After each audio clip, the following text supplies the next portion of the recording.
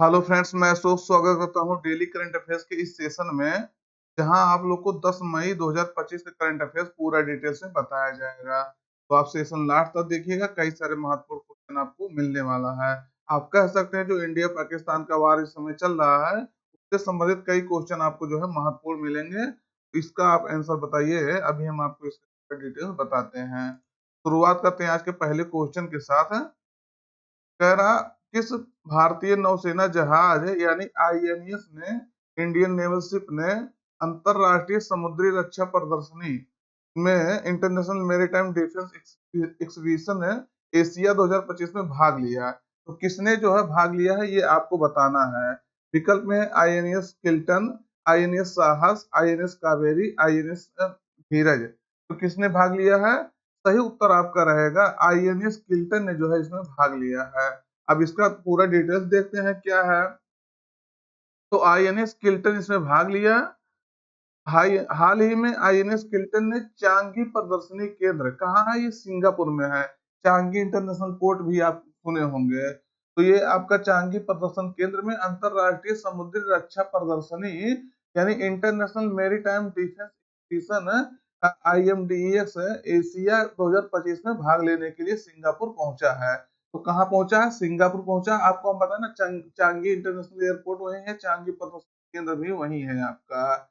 तो IMDEX जो है, यह एशिया प्रशांत क्षेत्र में एक प्रमुख नौसैनिक और रक्षा कार्यक्रम है। यह 1997 से जो है सिंगापुर में हर 2 वर्ष में जो है आयोजित किया जाता है। कहाँ किया जाता है? सिंगापुर में। बहुत महत्वपूर्ण, ध्यान रखना है। तो यह नौसेनाओं, तटरक्षकों और समुद्री उद्योगों को जो है उद्योगों को जहाजों, प्रणालियों और अन्य नई तकनीकों का जो है प्रदर्शन करने के लिए एक मंच का क्या करता है? प्रदान करता है। 2009 में जो देखेंगे, अगर इसमें जो है 2009 में शुरू हुआ अंतरराष्ट्रीय समुद्री सुरक्षा सम्मेलन भी शामिल होता है। मतलब यहाँ अंतरराष्ट्रीय समुद्री सुरक्षा सम्मेलन भी होता है। यह भी आपको ध्यान रखना, इस जो है प्रदर्शनी में शामिल होता है यह। तो यह नीतिगत चर्चाओं और साझा समाधानों के माध्यम से जो है वैश्विक समुद्री सुरक्षा और सहयोग को जो है बढ़ावा देता है। ये याद रखना है, आपके लिए महत्वपूर्ण है। कहाँ हो रहा है? सिंगापुर में हो रहा है, चांगी प्रदर्शनी केंद्र में हो रहा है। तो ये आपका आईएनएस किल्टन है जो इसमें पार्टिसिपेट कर रहा है। कहाँ पार्टिसिपेट कर रहा है? इस जो है प्रदर्शनी में, अंतरराष्ट्रीय समुद्री सुरक्षा या रक्षा प्रदर्शनी में। तो ये आपको ध्यान रखना है, रक्षा प्रदर्शनी है वैसे। अगला क्वेश्चन देखते हैं हम लोग। जैनु कुरुआ जनजाति जो है, जो अभी चर्चा में रही है, किस राज्य में रहती है, निवास करती है? क्यों चर्चा में है उसको भी आपको बताऊंगा, क्यों चर्चा में यह था। तो विकल्प में है राजस्थान, कर्नाटक, तमिलनाडु, उड़ीसा। तो ये कहाँ निवास करती है जो अभी चर्चा में रहे हैं? सही उत्तर आपका रहेगा ये कर्नाटक में आपके निवास करती है। कहाँ निवास करती है? कर्नाटक। तो ये PBTG ग्रुप में भी शामिल है। अब इसका मतलब क्या होता है? PBTG ग्रुप पहले आप समझ लीजिए थोड़ा सा। तो इसको कहते हैं पहले विशेष रूप से कमजोर जनजातीय समूह, यानी पार्टिकुलरली वल्नरेबल ट्राइबल ग्रुप्स। तो ध्यान रखना, इसका क्या होता है? जो जनजातीय हैं, क्या है? जनजातीय, उनमें से भी जो है, उनमें से भी जो गरीब जनजातीय लोग हैं उनको PBTG में शामिल किया जाता है। अभी तक लगभग 75 जो है जनजातियों को PBTG यानी पार्टिकुलरली वल्नरेबल ट्राइबल ग्रुप्स में शामिल किया गया है। इसमें सबसे ज्यादा आपके उड़ीसा से शामिल है। कहाँ से शामिल है? उड़ीसा से शामिल है। याद रखना है, ये आपके लिए महत्वपूर्ण क्वेश्चन है। वो क्वेश्चन जो है बन सकता है। लगभग 1975 से जो है ये PBTG का जो है दर्जा दिया जाना शुरू हुआ। क्या होता है? इनको जो है स्पेशल दर्जा दिया जाता है। इनको कुछ जो है चीजें विशेष दी जाती है, इससे इनको जो है लाभ होता है।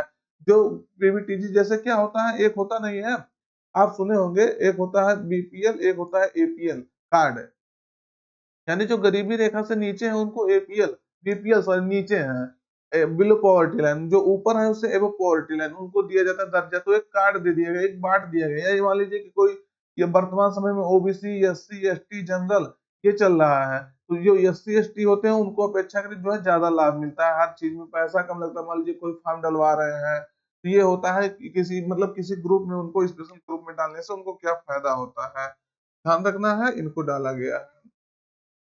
तो हाल ही में जेनु कुरुबा जो है परिवारों ने लंबे इंतजार के बाद नागर होल नेशनल पार्क के जो है अंदर अपने पुश्तैनी घरों में जो है रहना शुरू कर दिया है। अब देखेंगे नागरहोल जो है, नागरहोल के बारे में हम आपको कई बार बताए हैं। नागरहोल नेशनल पार्क कहाँ है? आपके कर्नाटक में। तो यहाँ से आपका एक जो है ये भी कवर हो गया कि ये मतलब नेशनल पार्क कहाँ है। तो नागरहोल कहाँ है आपका?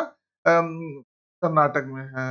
अब जैन कुरुबा देखेंगे, जेनु कुरुबा है। जेनु कुरुबा जनजाति तो यह विशेष रूप से कमजोर जनजातीय समूह यानी पार्टिकुलरली वल्नरेबल ट्राइबल ग्रुप्स में शामिल किया गया है इसको। और इनकी आजीविका अगर देखेंगे तो जंगल और भूमि संसाधनों पर निर्भर करती है। और वह जो है हादी नामक छोटी बस्तियों में जो है रहते हैं। हादी नामक छोटी बस्तियां बनाकर रहते हैं। क्या होता था कि देखिए जैसे नेशनल पार्क है, तो वहां कई बार ऐसा होता है कि विवाद हो जाता है कि ये लोग जो है क्या करते हैं, मतलब ये नेशनल पार्क के क्षेत्र को प्रभावित करते हैं, वहां के जो है वाइल्ड लाइफ को प्रभावित करते हैं। तो इसको देखते हुए इनको वहां रहने के लिए मना कर दिया गया था, लेकिन ये रहना फिर से शुरू कर दिए हैं वहां। ध्यान रखना दोनों चीज आपके लिए महत्वपूर्ण, नागरहोल और ये जेनु करवा ट्राइबल्स। आप इमेज के माध्यम से इनको देखिए। अगला है, चर्चा में रहा स्कैल्प। अब ये बहुत ज्यादा चर्चा में रहा है।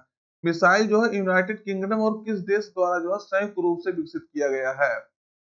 अभी भारत में जो है स्कैल्प मिसाइल के बहुत आप नाम सुने होंगे, सब लोग इसको जानते होंगे। तो ये पहले आप लोग बताइए किस देश द्वारा जो है विकसित किया गया है। तो सही उत्तर आपका कौन रहेगा? सही उत्तर आपका रहेगा यूनाइटेड किंगडम जो है और फ्रांस मिलकर इसको संयुक्त रूप से क्या किए हैं, विकसित किए हैं, डेवलप किए हैं। तो ये भारत विकल्प में भारत में लेकिन इसका यूज हो रहा है, लेकिन ये चर्चा में किस लिए है? क्यों, मतलब अभी पाकिस्तान के ऊपर हम लोग की कार्रवाई इसी से की है, इसका मिसाइल से। लेकिन ये यूके और जो फ्रांस संयुक्त रूप से मिलकर इसको जो है बनाए हैं। तो अब इसके बारे में देखते हैं क्या विशेषता है स्कैल्प मिसाइल की। तो हाल ही में ऑपरेशन सिंदूर में जो है पाकिस्तान के कब्जे वाले कश्मीर यानी पीओके ऑक्युपाइड कश्मीर में से आतंकी बुनियादी ढांचे को, जो आतंकवादी जो अपना इंफ्रास्ट्रक्चर बनाए थे, जैसे आप देखे होंगे तो वो इंफ्रास्ट्रक्चर बना करके वहीं रहते थे और उनको पाकिस्तान संरक्षण भी देता था। किस तरह से मस्जिद में जो है वो अपना ठिकाना बना करके वहां रहते थे। तो आतंकवादी बुनियादी ढांचे को नष्ट करने में जो भारतीय लड़ाकू जेट से जो है स्कैल्प मिसाइलों को जो है लॉन्च किया गया था। अब सोचिएगा कितना जो है एक खराब बात होती है कि एक किसी पर्सनल देश द्वारा जो है आतंकवादियों को संरक्षण दिया जा रहा है, और जब आतंकवादी मर रहे हैं तो उनके जनाजे में शामिल हो जा रहा है वहां की आर्मी द्वारा। अब सोचिए किस तरह से आतंकवादियों को वो पाले हैं। तो आज वो उनका परिणाम भी देख लिए होंगे कि भारत जो है, भारत का सिंदूर मिटाने वाले किस तरह से मिटे होंगे। ये मतलब इनको पता चल गया होगा इसका मिसाइल जैसे। अब देखिए इतना जो है बमबारी कर रहा है, इतना मिसाइलें दाग रहा है, इतना जो है ड्रोन छोड़ रहा है, लेकिन हमारी S-400 मिसाइल सिस्टम और जो हमारी एयर डिफेंस सिस्टम है सब जो है एक्टिवेट हो गई है। सब जो है उनको नस्तनाबूद कर रहे दे रही है हवा में, कितना भी वो मिसाइल दाग रहे हैं। आपको ये, लेकिन यहाँ एक बात आपको ध्यान रखना है, जो ये S-400 मिसाइल सिस्टम है ये ड्रोन वगैरह को नहीं कंट्रोल करता है, ये तो मिसाइल को कंट्रोल करता है। ये उसकी क्षमता है, लेकिन ये इसके ड्रोन के लिए इनको जो है नेस्तनाबूद करने के लिए एयर डिफेंस प्रणाली अलग से यूज किया जाता है, वो आपका अलग है। तो ये लड़ाकू जेट से जो है स्कैल्प मिसाइलों को लॉन्च किया गया था। अब स्कैल्प का मतलब क्या होता है? जैसे इसका नाम जो है फ्रांसीसी शब्द में था तो बहुत मतलब नहीं था, लेकिन हम लोग हिंदी में इसको समझेंगे तो लंबी दूरी की स्वायत्त क्रूज मिसाइल प्रणाली है। और इसे यूके में जो है स्टॉर्म शैडो के नाम से भी जानते हैं। तो ये इसको ध्यान रखना है। तो यह एक जो है हवा से लॉन्च की जाने वाली क्रूज मिसाइल है। कहाँ से? हवा से। अभी बताया ना, मान लीजिए अभी हमारे पास क्या है, थोड़ा सा इसका फ्रंट वगैरह चेंज हो गया है, पता नहीं क्यों, थोड़ा सा हो सकता है कुछ एरर आया हो। लेकिन इसको आप देखिएगा अभी, जो आप पढ़ रहे हैं उसको पढ़िए। तो इसे हवा से मतलब लॉन्च की जाने वाली मिसाइल है, जिसे लंबी दूरी के गहरे हमले वाले मिशनों के लिए जो है डिजाइन किया गया है। यह पारंपरिक विस्फोटक ले जाता है और उच्च मूल्य वाले निश्चित या स्थिर दुश्मन के ठिकानों को जो है निशाना बनाता है। फ्रांस और यूके द्वारा संयुक्त रूप से मिलकर इसको जो है डेवलप किया गया है। याद रखना है, इंपॉर्टेंट है आपके लिए। अब इसको इमेज देखते हैं। हाँ, ये है आपका स्टॉर्म शैडो या स्कैल्प।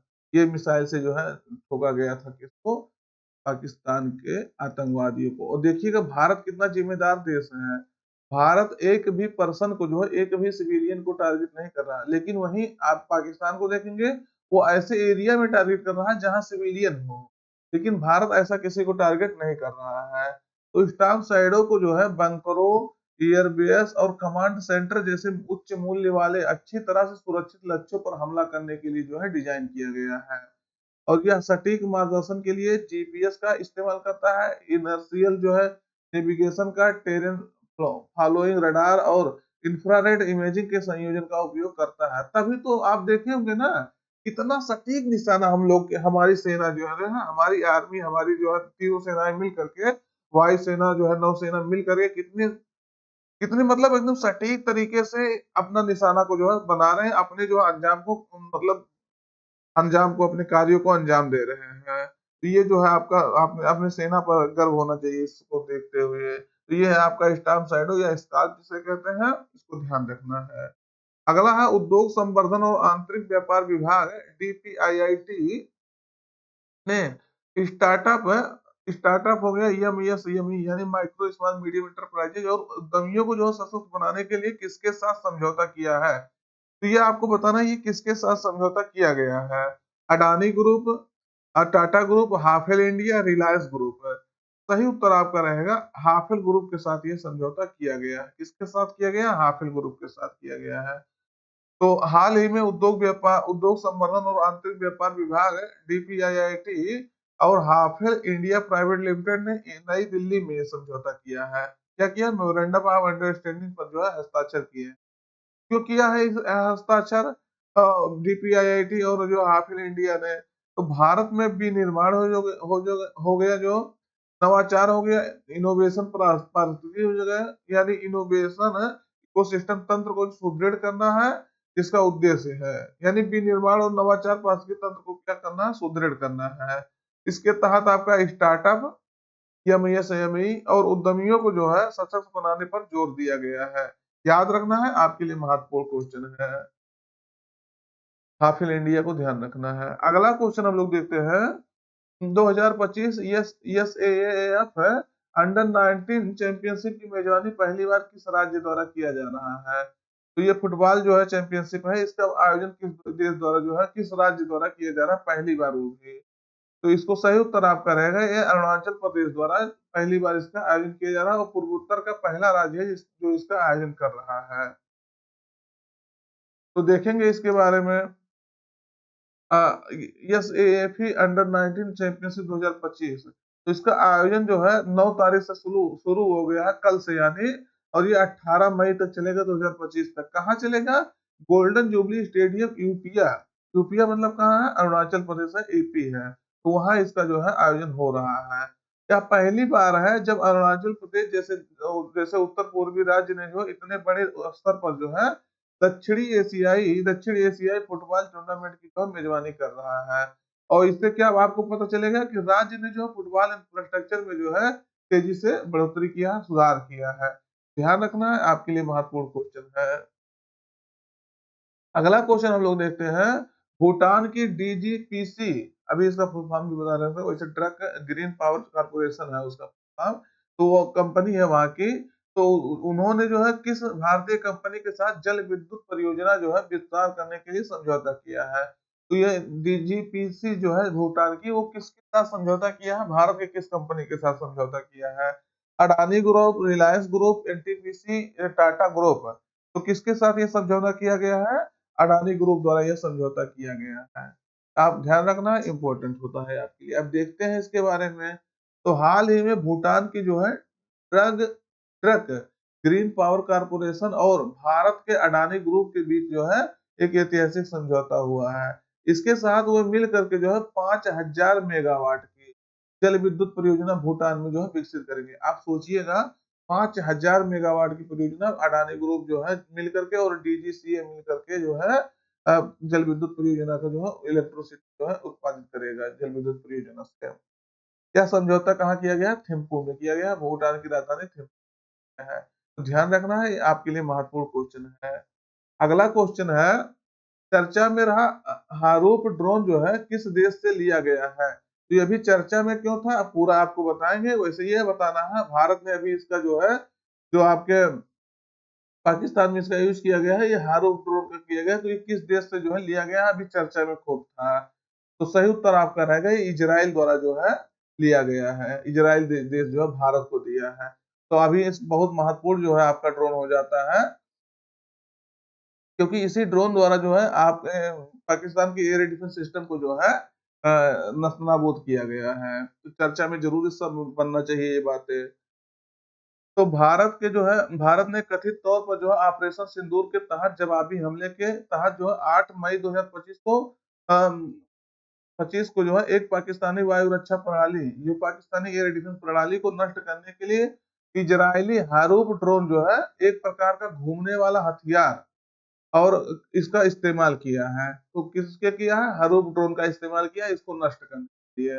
हरूप एक उन्नत लड़ाकू विमान या आत्मघाती कामिकेज ड्रोन है, जिसे जो है इजरायली एरोस्पेस इंडस्ट्रीज द्वारा जो है विकसित किया गया। कौन किया है? इजरायली एरोस्पेस इंडस्ट्रीज विकसित किया है। और यह मिसाइल जो है यूएवी यानी अनमैन्ड अनमैन्ड व्हीकल्स होता है, उनके दोनों कार्यों को जो है सम्मिलित करता है। मिसाइल का भी कार्य करता है और जो है ड्रोन का भी कार्य करता है। और यह एक क्षेत्र के जो है ऊपर चक्कर लगाता है और एक लक्ष्य का चयन करता है और एक विस्फोटक पेलोड के साथ जो है उस पर हमला करता है। तो ये आपको ध्यान रखना, महत्वपूर्ण क्वेश्चन है आपके लिए। किसके द्वारा विकसित किया गया है? तो इजरायली कंपनी द्वारा विकसित किया गया है। ये देखेंगे इसकी विशेषता, ये इस तरह से कुछ है ये ड्रोन। तो ये आपको, आप इसको पढ़ सकते हैं, इसकी स्पीड वगैरह क्या है, पेलोड क्षमता क्या है, गाइडेंस क्या है, इसको ध्यान रखना है आपको सब। अब आज के करंट अफेयर्स तो वैसे खत्म हो गया, लेकिन अभी हम लोग रिवीजन भी जो है सेशन देखते हैं, रिवीजन करते हैं। चर्चा में रहा आईएनएस तमाल जो है किस श्रेणी के फ्रिगेट से संबंधित है? तो किरबाग थर्ड से संबंधित है। अगला क्वेश्चन है, चर्चा में रहा भीमगढ़ वन्यजीव अभयारण्य जो है कहाँ है? कर्नाटक में है आपका। अगला है, कैबिनेट की नियुक्ति समिति से जो है केंद्रीय अन्वेषण ब्यूरो का निदेशक पुनः कौन से नियुक्त किया गया है या इनका कार्यकाल बनाया गया बढ़ाया गया? परवीर सूद का बढ़ाया गया है। आईएनएस है ये। आईएनएस शारदा जो है किस देश में जो है मानवीय सहायता और आपदा राहत अभ्यास में भाग ले रही है? तो मालदीव में ये भाग ले रही है। क्वाड देशों द्वारा जो है कहाँ पर इंडो पैसिफिक लॉजिस्टिक नेटवर्क के शुभारंभ का अनुकरण करने के लिए जो टेबल टॉप अभ्यास किया गया है, तो ये आपका कहाँ किया गया? हवाई में किया गया, होनोलुलु में किया गया है। जर्मनी के नए चांसलर जो है कौन बने थे? फ्रेडरिक मर्ज बने थे। इस तरह से भारत में पीएम और पीएम होते हैं, उसी तरह वहाँ चांसलर होते हैं। इस राज्य सरकार द्वारा जो है मुख्यमंत्री सुपोषण योजना शुरू किया गया है? तो आपके उत्तर प्रदेश सरकार द्वारा शुरू किया गया है। हाल ही में भारत जो है किस देश के साथ मुक्त व्यापार समझौता फ्री ट्रेड एग्रीमेंट किया है? तो यूके के साथ ये फ्री ट्रेड एग्रीमेंट शुरू किया है। और एक क्वेश्चन शायद आपको नहीं छूटा कि ये 400 सिस्टम जो है कहाँ से लिया गया है? तो आपका रूस से लिया गया था। ध्यान रखना है। तो आज का जो है करंट अफेयर्स यहीं पर जो है रखते हैं। ये अपने मित्रों को शेयर कर दीजिएगा वीडियो और चैनल को सब्सक्राइब कर लीजिएगा। फिर मिलते हैं नए सेशन में, तब तक अपना पढ़ाई जारी रखिएगा। Thank you.